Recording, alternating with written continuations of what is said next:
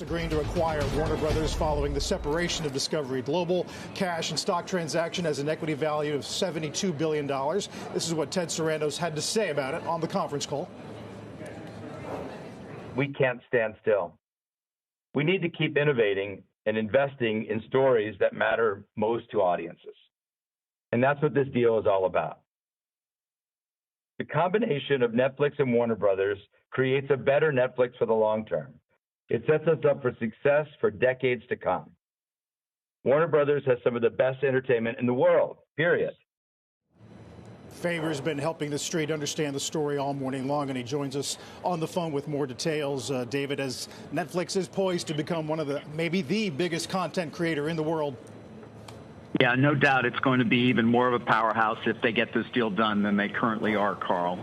Stepping back, obviously, just stunning when you consider the deal itself and the price being paid at this point for a company whose stock price prior to the news of Paramount's interest was, in the low teens, not even, to be fair. So an enormous premium being paid, and frankly, quite a multiple as well that Netflix is willing to pay. It's up into the upper 20s, maybe as much as 30 times EBITDA. You really have to be stunned just at the overall size and scope of the transaction itself. As you said, of course, it's worth $72 billion in equity. $27.75 is the total.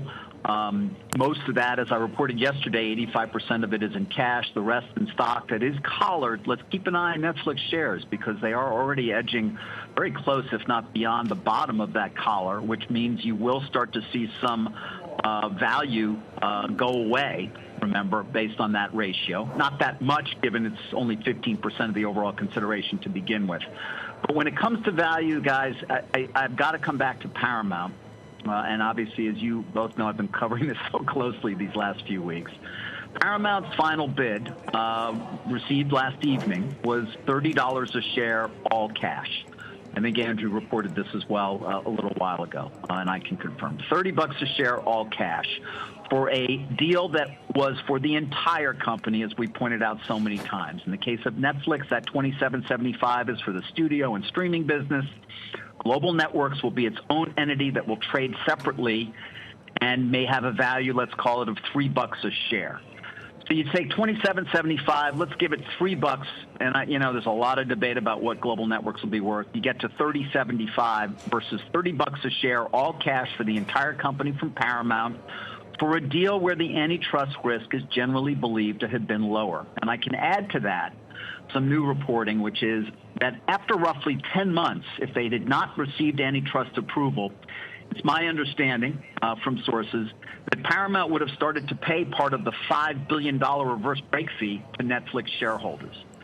So there's a great amount of frustration, as you might imagine, on the Paramount side at the end of this auction, given that they started the whole thing off, they bid 5 times, and they came up the loser. And obviously on the Netflix side, as we've said many times, wow, they clearly wanted the asset. They clearly were willing to go to the mat to get it. And the question, of course, becomes, what does it say about the overall company's business, its outlook? What will happen to its multiple? Will it begin to erode in part? And it's even going to be levered. Now it'll delever quickly, but it'll be levered at over 4 times, given all the debt they're taking on to pay the huge cash portion of this consideration. So many things we'll be talking about, by the way, for weeks to come, Carl and Sarah. I feel like the other thing we'll be talking about, David, is what the regulatory pushback will be from this, right? I mean, there are options here. Next hour, I think we're talking to the CEO of Cinema United. That's the Theater Owners Association. Will they, file an antitrust complaint? Will there be pressure in Europe, right, with the regulators? Will Paramount sue the board? We brought up this Revlon case, right, whether they didn't do their fiduciary responsibility of getting the best and highest offer. I feel like those are all going to be questions, and there are bigger questions now that they went with Netflix, right, on this antitrust story. Without a doubt. I mean, Sarah, you sit next to me. How many times did I talk about antitrust and putting together number 1 and number 4 in streaming? Now, I remember from my interview with John Malone a few weeks back, remember, if you define the market as including TikTok and Instagram, then you get to a very different outcome as if you define it about streaming itself. But you're right. There's going to be an enormous pushback here. I think there's little doubt about it. I know Sarandos talked about their confidence in the regulatory aspects of this on the conference call. And the deal could take, I don't know. Again, this is guessing. 18 months. Could it be as much as 2 years? Will they face a court fight? Where does the Trump administration really stand in terms of opposition or support here? All important questions. And again, why I do come back to the Paramount offer in part in saying, well, it is interesting. They were frustrated. They wrote that letter yesterday in terms of calling out the process itself. But there's a merger agreement here.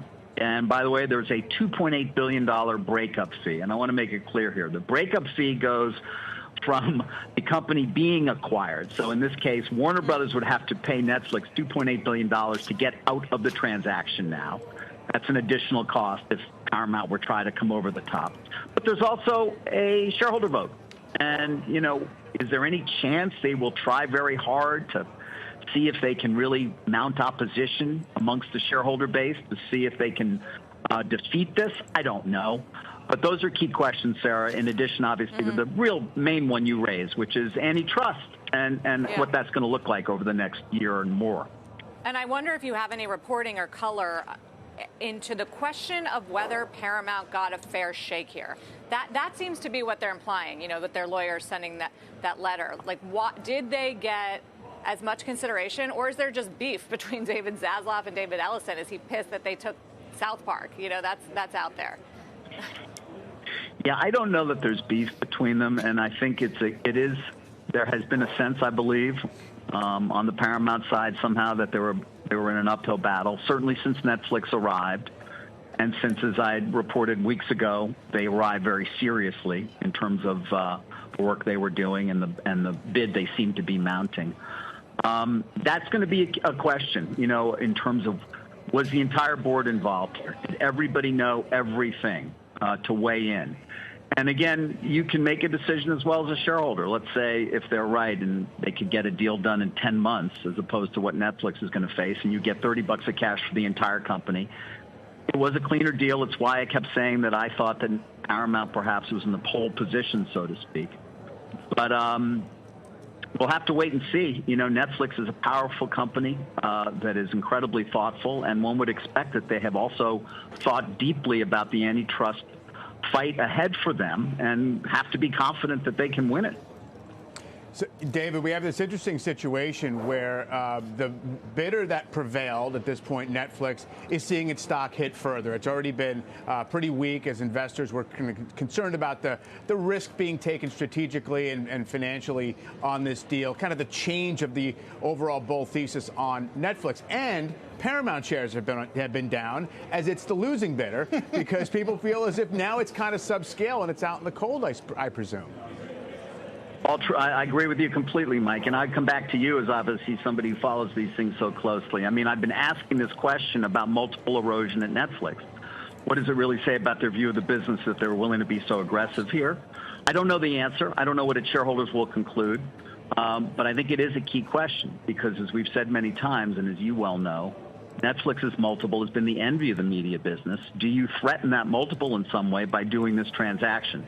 Also putting yourself sort of in under regulatory scrutiny for at least a year, if not more. All key questions at this point. I would add one more thing, which is just David Zaslav, obviously, who has overseen, a rebirth to a certain extent. Certainly he would argue of the studio, which is #1, and TV production, which has helped a lot, and which this library that Netflix will be getting, and the studio, which obviously they're going to maintain. By the way, their plan is also to maintain the HBO brand in and of itself. But he is going to be running this company, obviously, during this period of time while they go through the regulatory process. And then he's going to go off. So, there had been arguments on the Paramount side. Well, really, he wants to be a part of Netflix in some way. That is not the case. Zaslav will be a very wealthy man. And it's my understanding that once the deal closes, if it closes, he will go on to pursue other things. Yep, a lot of discussion, especially to Sarah's point about the Davids, the David Zaslav that you're mentioning, and of course Ellison too.